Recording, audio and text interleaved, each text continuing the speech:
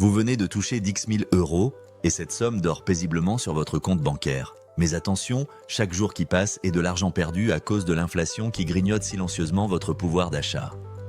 Dans cette vidéo, je vais vous révéler ma feuille de route complète pour transformer ces 10 000 € en véritable machine à générer de la richesse. Et croyez-moi, les stratégies que je vais partager avec vous à la fin de cette vidéo pourraient complètement changer votre approche de l'investissement. Aujourd'hui, on se pose tous cette question cruciale. Quelle est la stratégie optimale pour faire fructifier nos économies ? La première chose absolument fondamentale, et je ne peux pas assez insister là-dessus, c'est de définir votre objectif personnel. Chacun a son propre objectif. Cela peut être devenir indépendant financièrement, financer un achat important comme un appartement ou une maison, préparer efficacement votre retraite ou même tout simplement financer les études de vos enfants. Votre objectif vous appartient. Vous pouvez évidemment en avoir plusieurs, mais il doit rester parfaitement personnel et aligné avec vos aspirations profondes. La deuxième chose cruciale, c'est l'horizon de placement qui dépendra directement de votre objectif principal. Avez-vous besoin de cet argent à court terme, à moyen terme ou à long terme ? Si typiquement votre objectif c'est d'être indépendant financièrement, vous allez avoir un horizon de placement long qui vous permettra de prendre plus de risques. Un horizon de placement long signifie possibilité de prendre plus de risques et donc potentiellement plus de rendement. Si vous avez besoin de l'argent à court terme, par exemple pour financer votre achat immobilier, vous n'allez pas pouvoir prendre le même niveau de risque parce que forcément vous ne voulez pas voir votre capital diminuer. Le troisième point qui est vraiment déterminant, c'est le niveau de risque que vous êtes prêt à accepter. Généralement, on l'exprime sur une échelle qui va de 1 à 7. 1 étant les personnes qui vraiment ne veulent prendre aucun risque. 7 les personnes qui veulent prendre le maximum de risques.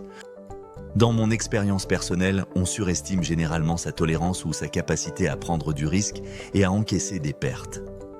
Parce que oui, c'est exactement cela. Quand on prend beaucoup de risques, on risque aussi forcément d'augmenter nos pertes potentielles. Typiquement, si vous allez faire face à un marché qui va fortement baisser, vous risquez de paniquer et de vendre au plus mauvais moment. Ma recommandation personnelle, c'est plutôt d'être conservateur et de prendre un niveau de risque avec lequel vous êtes parfaitement à l'aise.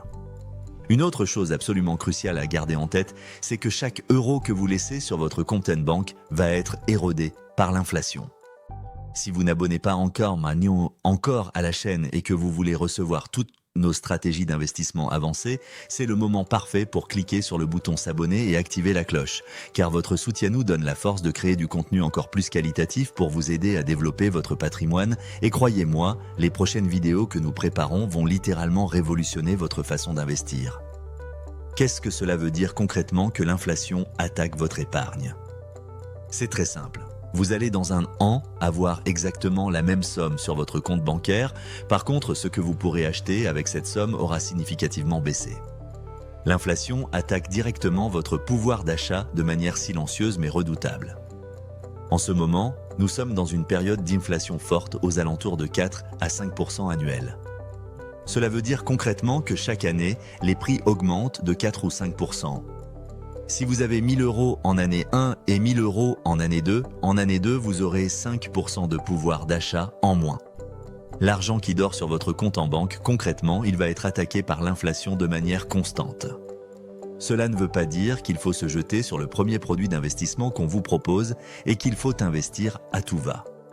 Il faut prendre son temps, bien réfléchir et ne jamais oublier que lorsque votre banquier vous appelle, c'est généralement qu'il a quelque chose à vous vendre.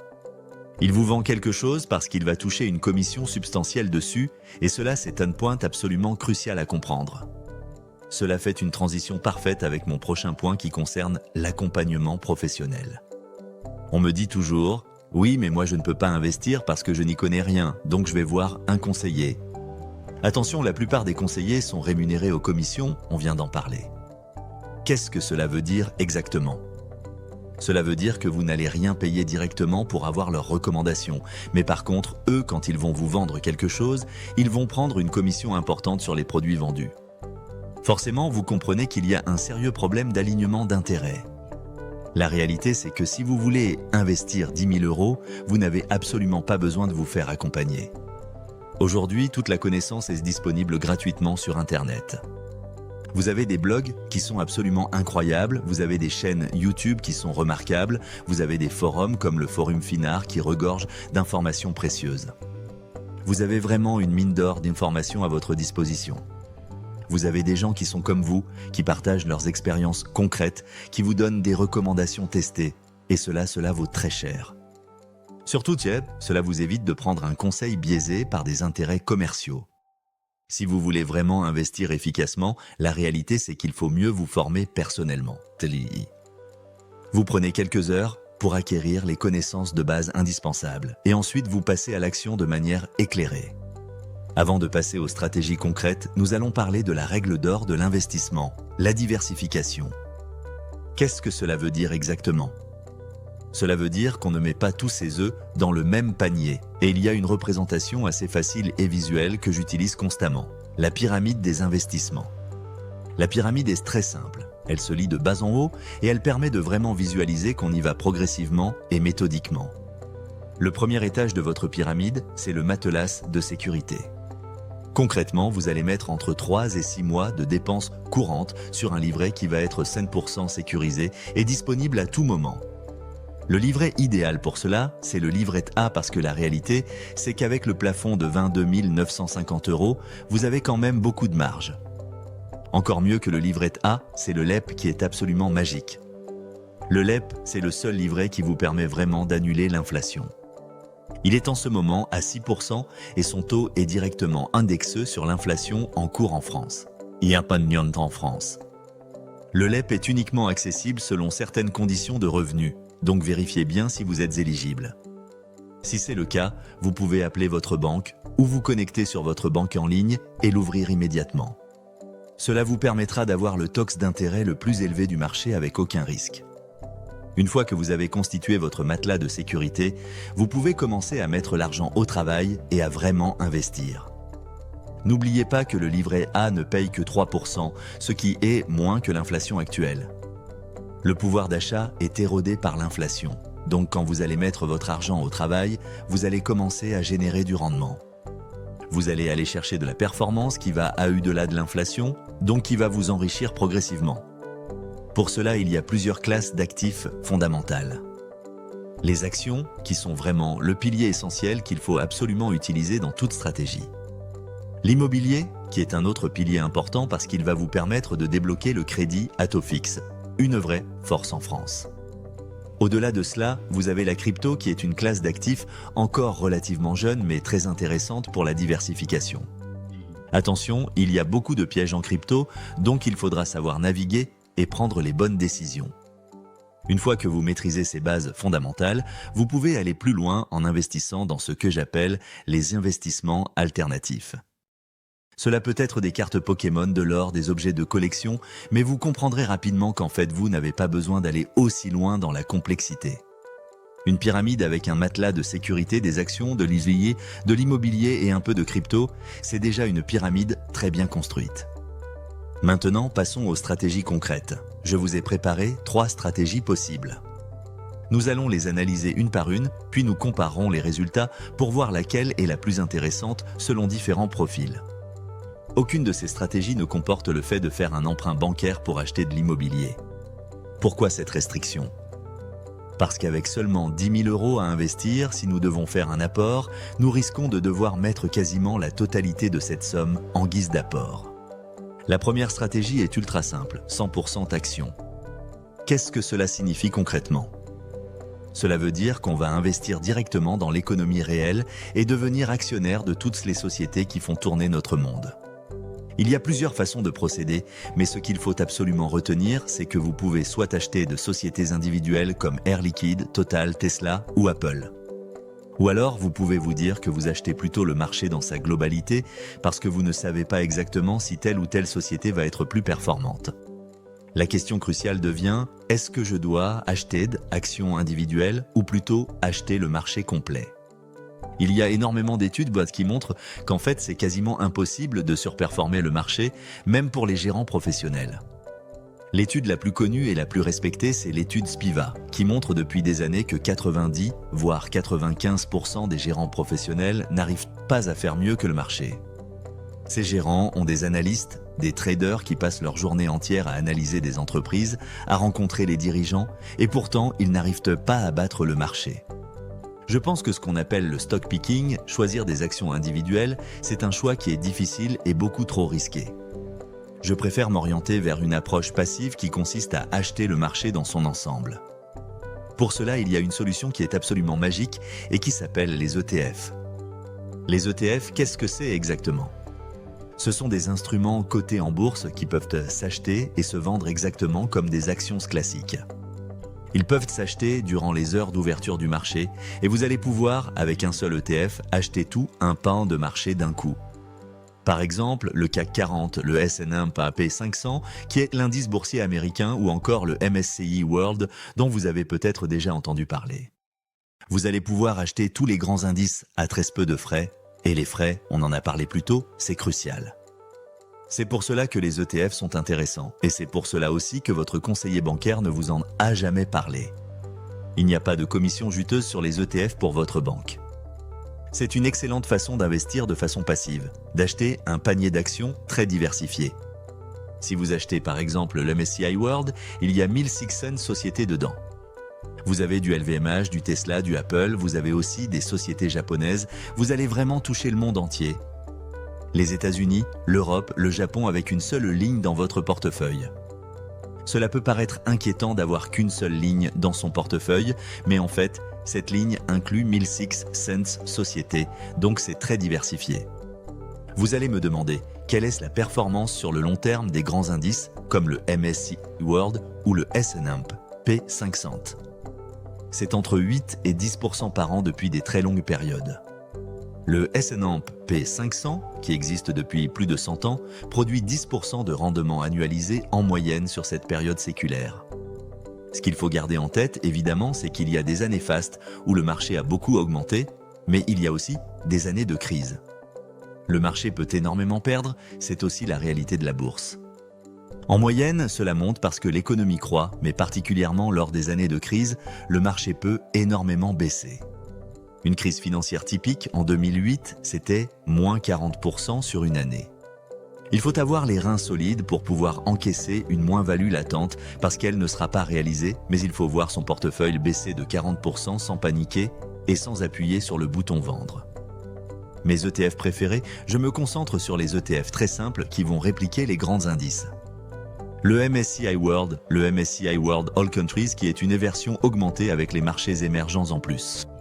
Cela peut être intéressant parce qu'on sait que l'Inde ou le Brésil sont en train d'énormément se développer, donc à terme, ils représenteront une part significative de la richesse mondiale. Un autre indice que j'apprécie beaucoup, c'est le S&P 500, qui se concentre uniquement sur l'économie américaine. La réalité, c'est que l'économie américaine, c'est le véritable poumon économique mondial. Si vous avez une conviction plus forte sur les États-Unis, vous pouvez exclusivement investir sur ce marché. Il y a aussi son pendant européen qui est l'Eurostoxx 650 ou l'Eurostoxx 600. La différence, c'est simplement que vous avez plus de titres dans le 600 que dans le 50, mais c'est équivalent. Il faut savoir que l'Europe, sur le long terme, sous-performe les États-Unis, mais cela permet de se diversifier géographiquement.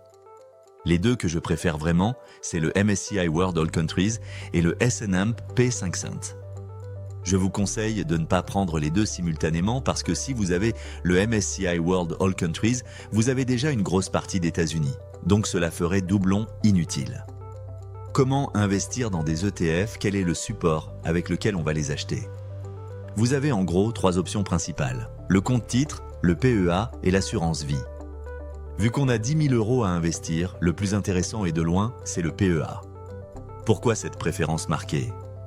Un PEA chez une banque en ligne, il n'y a pas de frais, l'enveloppe est gratuite. Vous allez payer des frais lorsque vous passez des ordres, mais cela, vous en payerez partout, même si on vous dit qu'il n'y a pas de frais. Vous n'avez pas de frais d'enveloppe, vous avez des frais de transaction. Et surtout, vous avez un avantage fiscal vraiment important. Sur le PEA, vous n'avez pas d'imposition sur la plus-value si vous gardez le PEA plus de 5 ans sans retirer de fonds. C'est la condition sine qua non pour débloquer l'avantage fiscal majeur. Le PEA a quelques désavantages. Le premier, c'est qu'on ne peut déposer que 150 000 € dessus. Mais dans notre cas, cela ne pose aucun problème. Le deuxième désavantage, c'est qu'on ne peut investir qu'en actions, pas d'obligations ou d'autres classes d'actifs.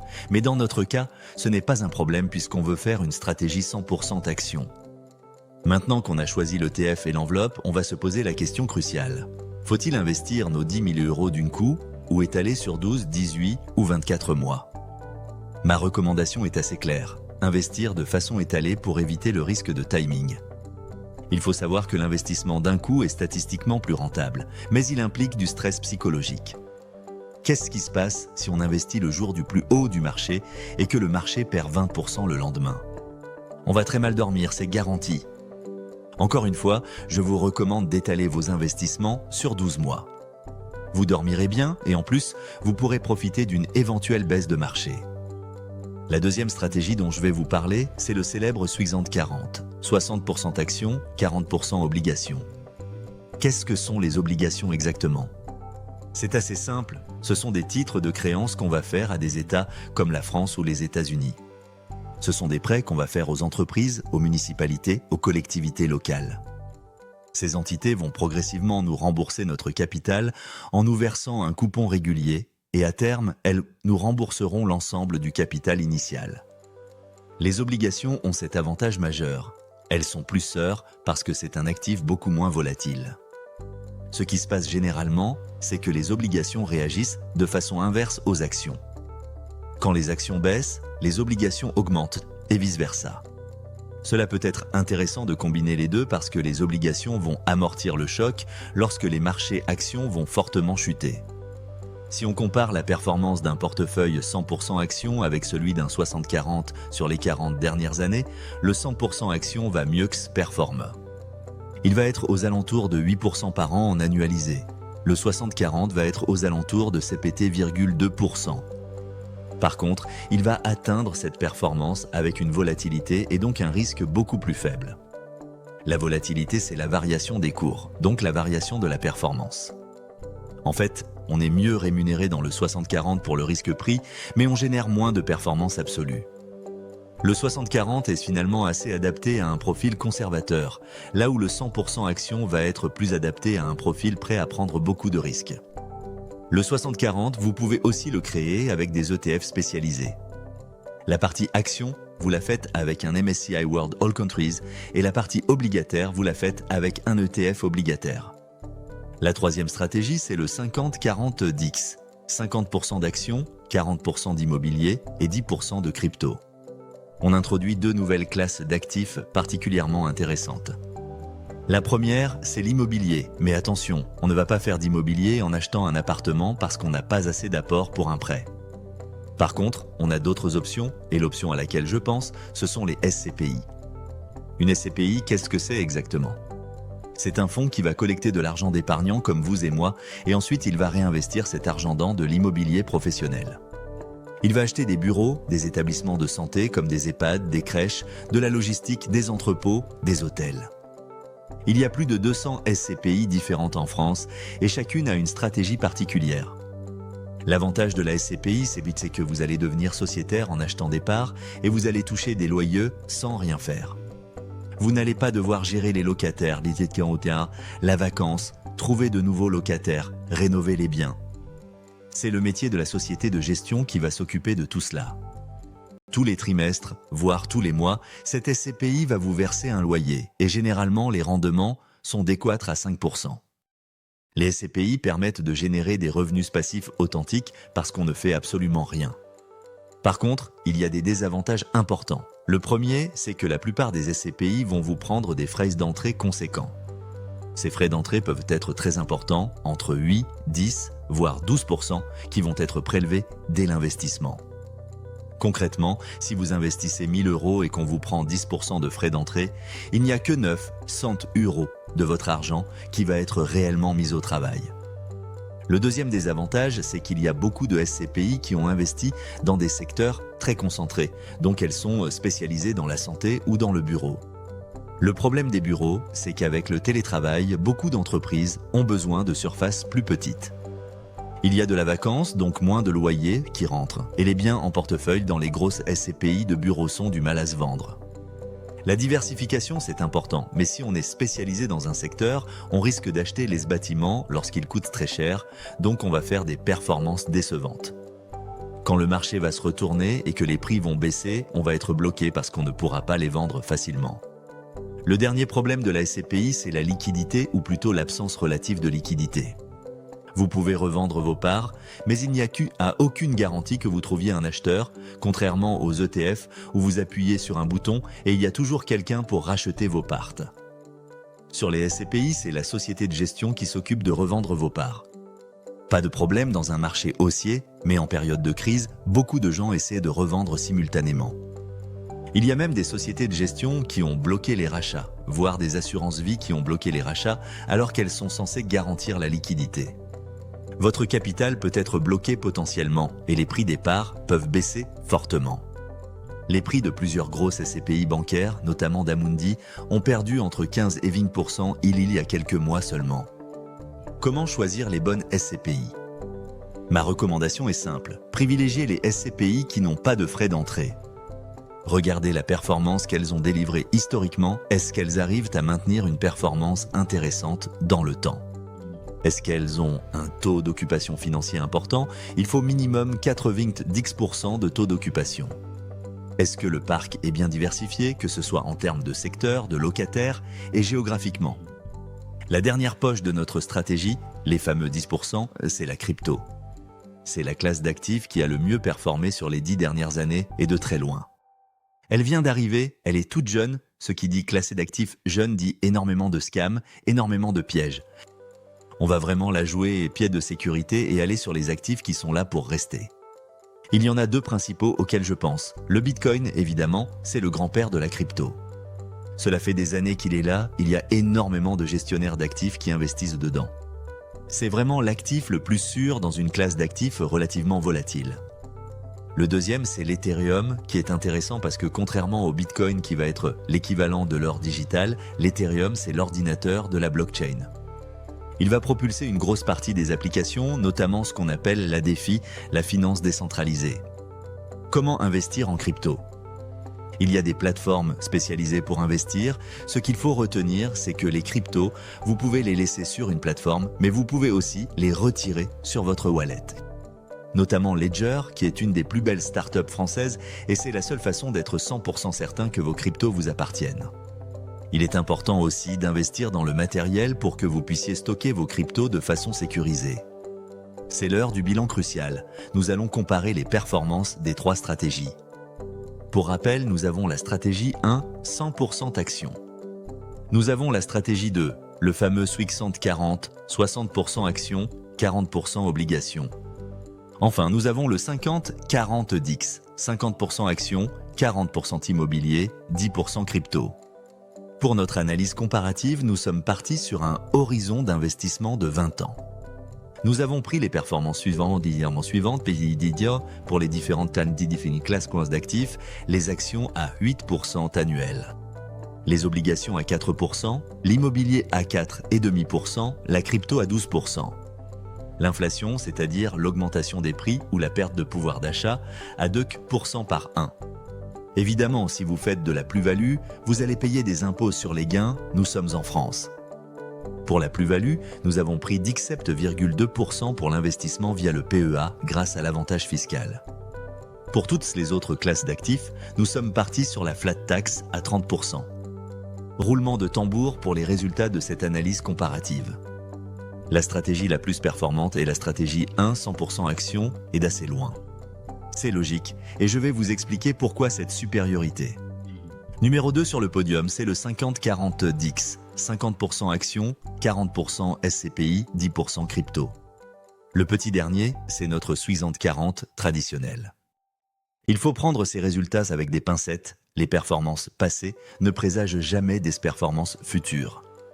Nous avons pris des estimations, nous avons modélisé des hausses, donc ce n'est pas du tout sûr que cela va se passer exactement comme cela. Par contre, cela vous donne une indication précieuse sur les tendances historiques. Ce qui est surtout important, c'est que la stratégie finale dépend de votre profil de risque personnel. Elle dépend de votre objectif et de votre horizon temporel. Un investisseur qui va partir sur la stratégie 1, c'est quelqu'un qui a un objectif très ambitieux. Il a un horizon d'investissement long et il est prêt à prendre des risques parce qu'il a une tolérance forte à accepter les pertes. C'est vraiment important parce qu'il faut mettre cela en relation avec la performance attendue. Oui, la stratégie 1-1 est la plus performante, mais c'est aussi la plus risquée. Si le marché se retourne et vous avez une crise majeure, vous pouvez perdre 30 à 40% en une année.